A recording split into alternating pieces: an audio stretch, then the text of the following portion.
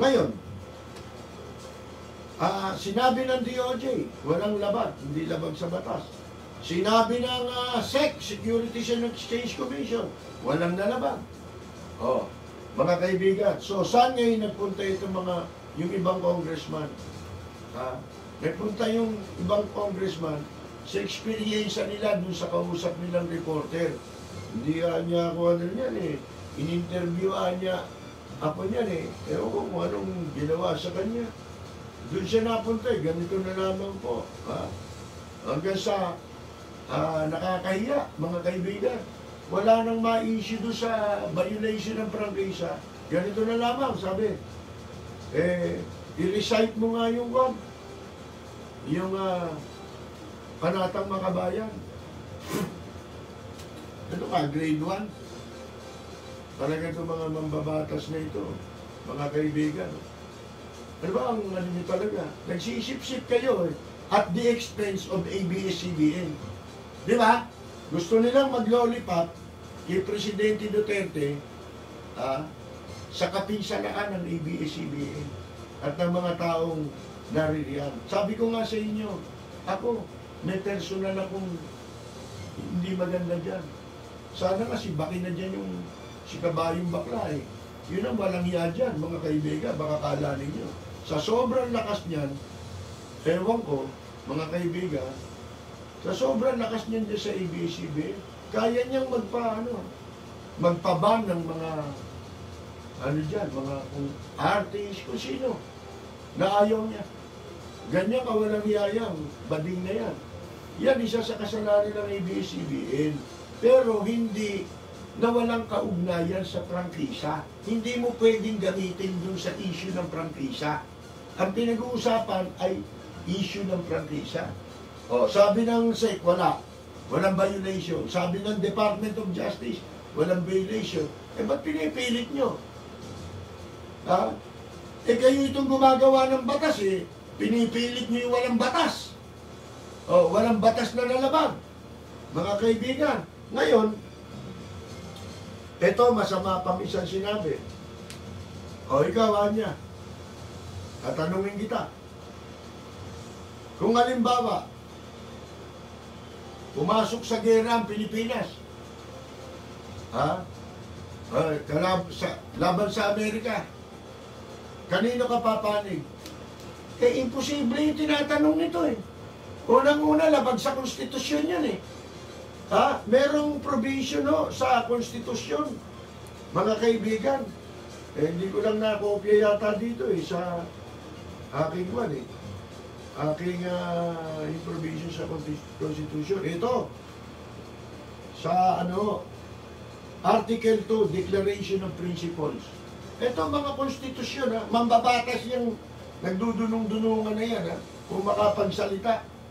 Para lang, magkaroon siya ng papel at maipakita niya. Alam niyo yung mga taong walang nagawa. Diyan mag-iingat kayo. Ako maingat dyan Yung mga taong nagsisip-sip sa'yo. Di ba? Yung gusto kang gamitin. Ganyan din ginagawa kay Presidente Duterte niya. Nagpapakita siya ng loyalty dahil wala siyang naipakita noon Hindi naman siya talagang Duterte. Ngayon niya gusto ipakita dahil makapangyarihan. Pagkatapos kang gamitin niya, wala na. Kanino ba dati sip-sip si Marcoleta? Hindi sa dating administrasyon. Mga kaibigan, di ba? Ngayon, ito nakalagay sa konstitusyon natin, sa Declaration of Principles, Article 2 ng ating saligang batas. Sa Section 2, ito, the Philippines renounces war as an instrument of national policy. Hindi dapat maging instrumento ng ating pong pambansang polisiya ang gera bilang instrumento. Adopts the generally accepted principles of international law as part of the law of the land and adheres to the policy of peace, equality, justice, freedom, cooperation, and amity with all nations. Hindi tayo, unang-una, kahit gustuin pa natin makipaggera, ano ba? Anong dahilan? Ba't ka makikipag... Wala eh! Mga kaibigan eh, yung mga tanong eh. Pinipilit ni Marcoleta. Kaya maraming ibang nadadamay dahil sa'yo eh. Nagyayabang ka, hindi mo kaya eh. Di ba? O kaya maraming na pagbibintangan dahil dyan kay Marcoleta eh. Nasasabit dahil sa ginagawa mo eh. Eh ikaw lang makikinabang dyan sa ginagawa mo eh. Tapos ilalagay mo sa kahihiyan yung iba eh. Isipin mo, congressman ka, tatanong mo yun. Pag pumasok ka niya itong nag-gear, nanaba ka ba sa Amerika? Ha? May kakayahan ka bang gawin yun? Wala naman eh. Tsaka hindi na uso gera ngayon. Kita mo ginamit ng China, iba na, hindi na kwan. Hindi na yung, ay ikaw naman tanungin ko, pag nag-gera yung Pilipinas, tsaka China, kakampi ka ba sa Pilipinas? Tanong ko nga, sana tinanong nila yun eh. Di ba? Ba't hindi nila tinanong? O, ikaw, Marcoleta, tanong ko sa'yo ha. O, tuwa kayo siguro. Wala na akong programa. Ay, yung pala, nung magkaroon ng deliberation yung Radya Broadcasting, eh, isa pala siya eh. Di ba? Tsaka yung iba istasyon. Naku, ikaw naman Marcoleta, o. Kaya maganda mo ka kanina ni Ait Lusabe. Wala na niya sila pintayan doon. Ha? Mga kaibigan. Ayan po, ha? Si Mocha.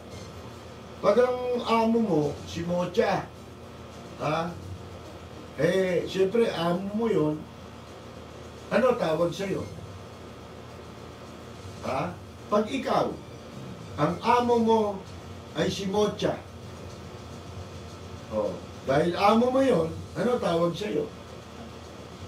Muchacho. Di ba? Oo, Sus Mariusip naman, mga kaibigan. Ngayon, ano ba, ang sinasabi ni Marcoleta? Ay, wala na sa lugar eh. Tapos nilireklamo yung reporter. Ano gusto niyo gawin? Binabaliktad na ninyo eh. Yung reporter dapat mag-complain sa inyo eh. Ba't nyo kino-complain yung reporter? Ha? Dahil ba sa hindi nasunod yung gusto mo? Eto pa, tandaan ninyo, puro kayo ipokrito ha. Laban dyan sa ABS-CBN. Mga ipokrito! Nagtataka ako, kay Presidente Duterte, hindi nakakahalata. Ha? Di ba galit siya dyan? Kaya nga, nagsisip-sip itong mga ito, nag-uunahan sa kampanya para makapagpakita ng katapatan kay Presidente Duterte. Oh. Pero simula pa, nung unang pagalitan ni Presidente Duterte ang ABS-CBN, ang tanong ko, bakit siya mga opisyal ni Presidente Duterte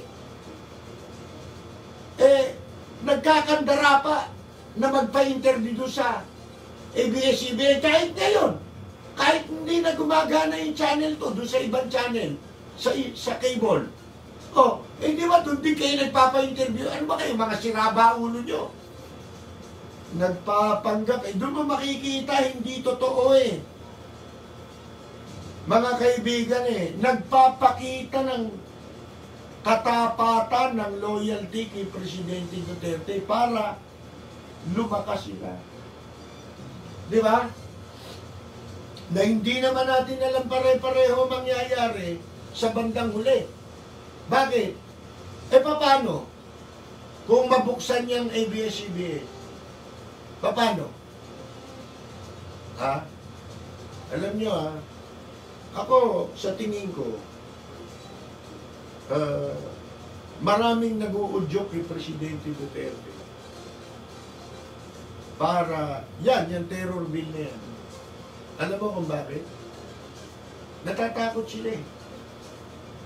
Marami silang ginawang kawalang yan. Baka pag wala na si Presidente Duterte, panagutin sila sa kanilang kasalanan. Kaya maraming nag-uudyok, masyado silang agresibo. Diba? O, kaya lahat ng pamamaraan para gipitin ng tao. Mahirap yan. Hindi kayo pare-pareho mabubuhay ng 100 taon. Diba? Para takasan yung katarantaduang pinaggagawa ninyo yan. Lalo dyan, ABS. Ano raw? Citizen. Ano ba ang batas? Ang batas, unang-una sa Filipino citizenship. Pag ang nanay mo, tatay mo, Pilipino, nung ipanganak ka, Pilipino ka. Kahit saan ka pang mundo pinanganak, Pilipino ka. Dahil citizen yung nanay mo, tsaka tatay mo. Ngayon, meron pa akong natawang interpretasyon dun sa yung pagnanganak daw sa dagat. Talagang itong mga hayop na ito, utak biyay. Ito yun, halimbawa, di ba, nakasakay ka sa aeroplano, buntis, nanganak. Kaya nga ngayon, hindi na pinapayagan yung ganun. Minsan, pag nalaman ng airline, hindi na pinapayagan pasakayin. Ewan ko kung airline na nagbabawal, parang giligpitan na yan eh. Hindi ka tulad nun. Pag malaki na tiyan, pupunta ng Amerika. Para yung anak maging citizen, maging US citizen. Doon manganganak. Ano ba yun? Ma-acquire ba ng isang pinanganak yung citizenship? Sa sandaling siya ay ipinanganak sa Amerika? O kaya doon sa, yung merong merong, pumasok ka na rin sa territory. Diba? Kahit nasa space ka o kaya nasa, nasa dagat, mga kaibigan, pag nandun ka sa territory, pinanganak ka ngayon. Hindi nangangahulog ang ikaw, US citizen sa pagkakaintindi ko. Pwede ka mamalagi rin sa Amerika. Diba? Pero, ang US citizenship mo, sa pagkakaintindi ko, pwede mong ma-acquire yan pagdating mo ng 18 years old. Pwede mo nang ma-avail yung citizenship. Mga kaibigan, yung entitlement pa lang ang nasa iyo na maging citizen. Pagka ikaw ay isinilang sa nasa border ka na, nandun ka na sa territory na sakop ng Amerika.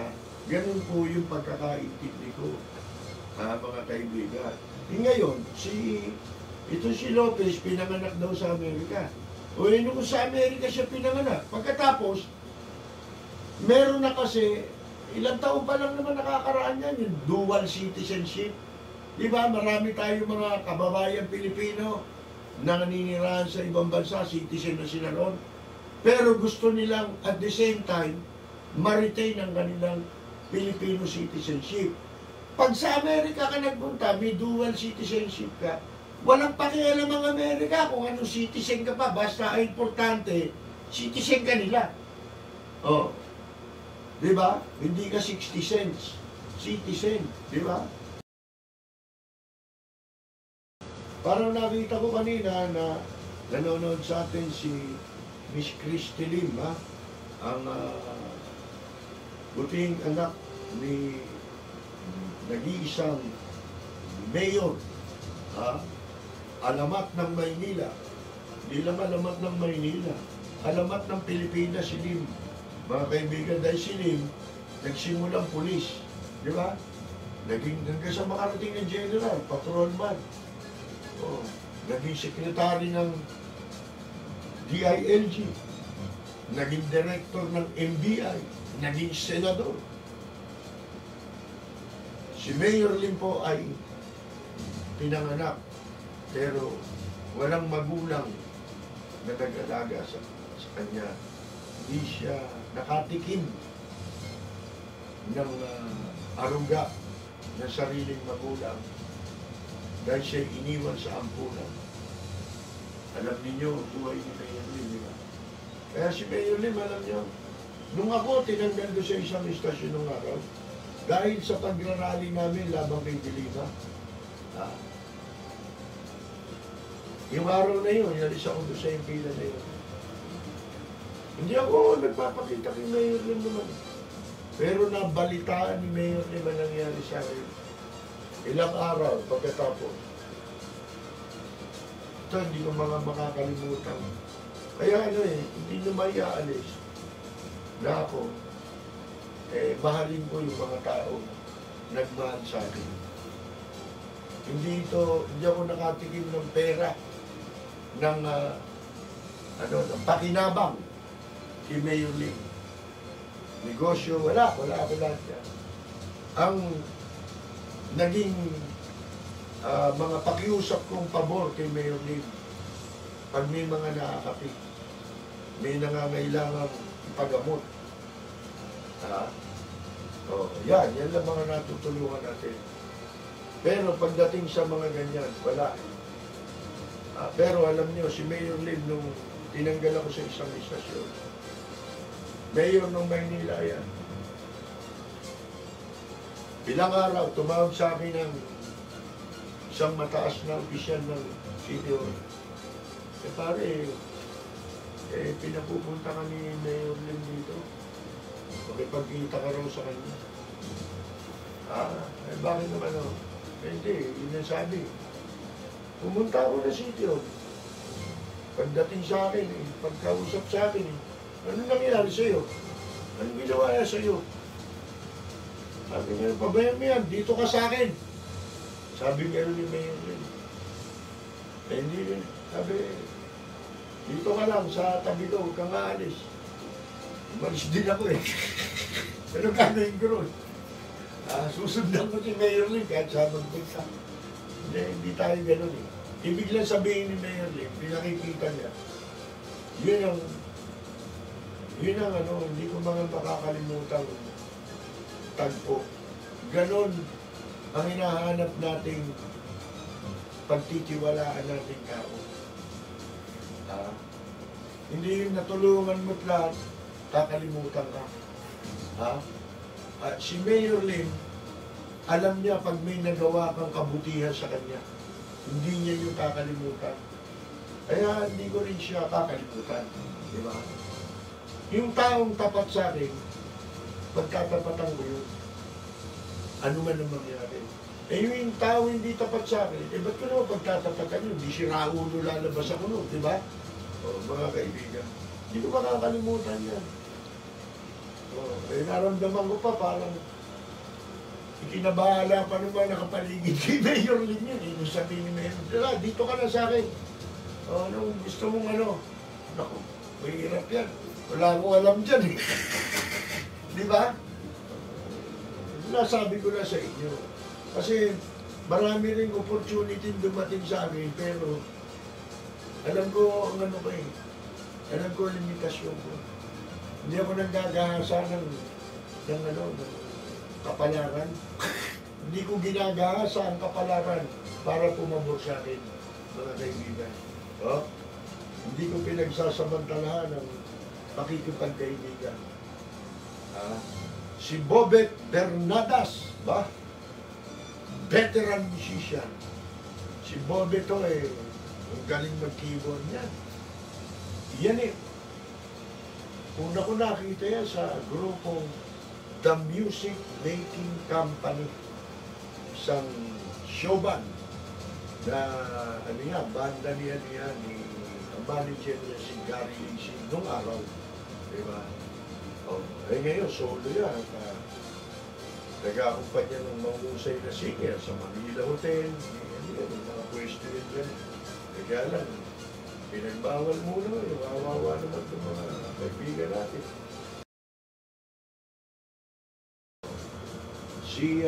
Huwag nyo na lang intindihin. Kasi ganito yan. Yung pong mga yung mga nambabas, ginagamit pa ako kasi gusto nilang makuha yung views ko.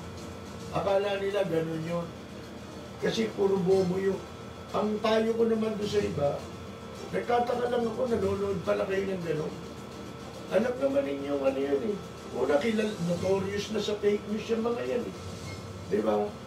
Oh, na-expose na yan sila eh.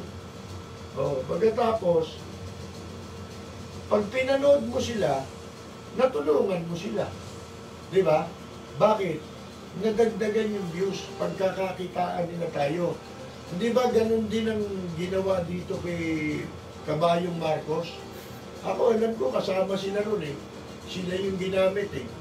Na troll. Ano nangyari? Di ba ang dami sumausaw? Kasi nakita nila, dumami yung views natin, nadagdagan ng mga nagbalik loob. Di ba? O ano nangyari? Di ba, ano tayo, pinoprovoke tayo? Pinatulang ko ba yan? Ba't ko papatuloy? Sino yung mga kamoting hinduropot na yan? Naglitawan lang yan. Ha? Ba't ko naman babanggitin ang pangalan nila rito? Di sumikat pa sila. Nadagdagan sila ng following. Yun ang mangyayari. Pagka tinangkilik nyo, yun ang problema eh.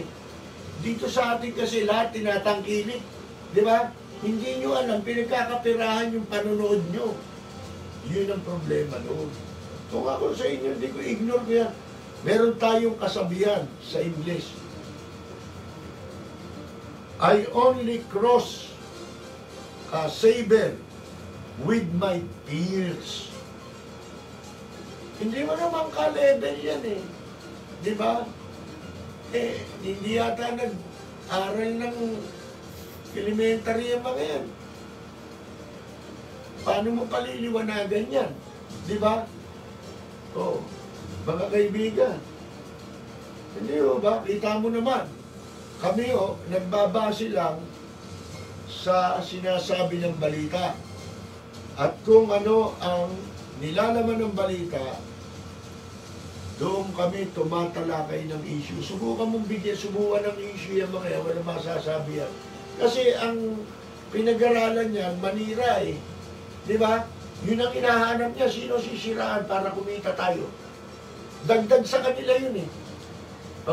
Madagdagan sila ng 10. Hindi malaking bagay sa kanila yun. Mga kaibigan. Kaya pag nanonood ka niyan, parang duda ako sa'yo. Di ba? Mukhang nagkamali ka ng pakikinig sa akin. Pwede ka na lumipat doon. Di ba? Yun ang katwiran ko eh. Saan kayo nakakita ng programang nagbablock? Ako lang yan eh. Binablock ko yan kasi walang ibang paraan.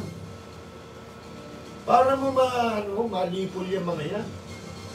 Bayaan mo sila magsama-sama.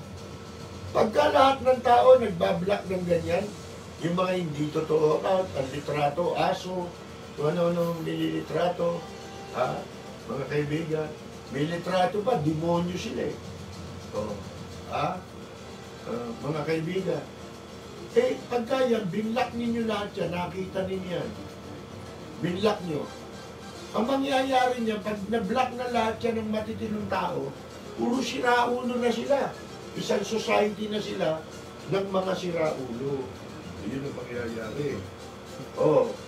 Report nyo raw yung page. Yan, sa mga nanonood, Jermaine Isidro Aguila, ay atin po binabati. Si Kaka Mori, si Santoni Beronque. Salamat sa inyong suporta. Ulit. Rolly Grande, mga kaibigan. Si Sir Rolly Grande, direct. Rolly Grande. Kilala mo ba yan? Hindi ko kilala personal. Si Direct Rolly Grande ay kinararangal ko maging kaibigan sa Facebook. Alam niyo kung bakit? Kamukha rin niya nila, iba-iba lang Diba? Rolly Grande, nung maliit ako, una kong napanood sa television, sina Ramon Zamora, sino ba yun? Mitch Valdez, mga kaibigan. Anong programa sa TV? Super Love In. Oh. Sino direktor? Rolly Grande, mga kaibigan. Direct, mabuhay ka. Si ano po, ang ating idol, ang PBA icon, Ricky Relosa. Pinabati po natin. Siyempre si Purel Salvo, idol din niya sa radyo nung araw.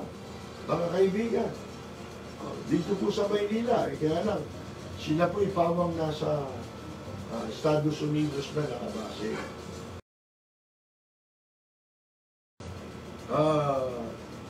Right, ignore everything that is undesirable. Hindi, tsaka yan, ginagawa nila yan para ma-distract tayo sa issue. Pag sila tinalakay natin, hindi na natin matatalakay yung tunay na issue. Ha? Ano mangyayari? Talo tayo. Bakit? Sisikat pa sila eh. Sipin mo, pag-uukulan mo sila ng oras. Di ba? Ni pangalan, huwag niyong babanggitin. Mga kaibigan. Kaya ko nandidire ko dyan. Kayo ba, hindi kayo mandidire? Makilala niyo tao. Ano pangalan mo? Ako si, ganito. Ano ba trabaho mo? Troll. Basher. Ha? Anak ko. Di mo mandidire nun. Mga kaibigan. Dapat yung mga pinagdidirihan yan.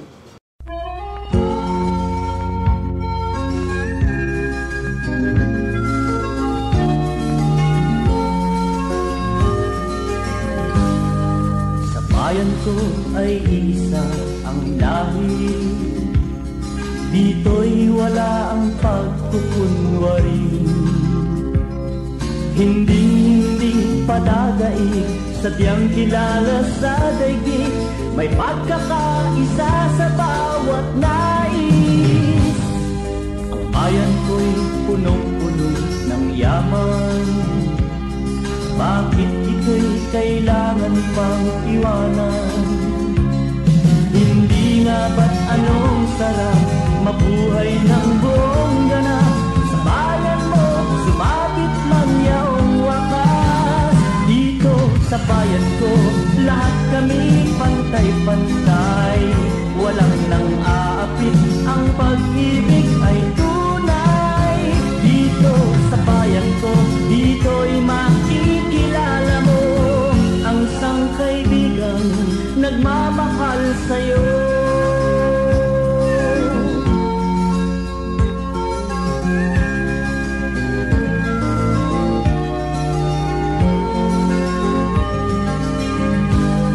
Ang bayan ko'y punong-puno ng yaman, bakit ito'y kailangan pang iwanan?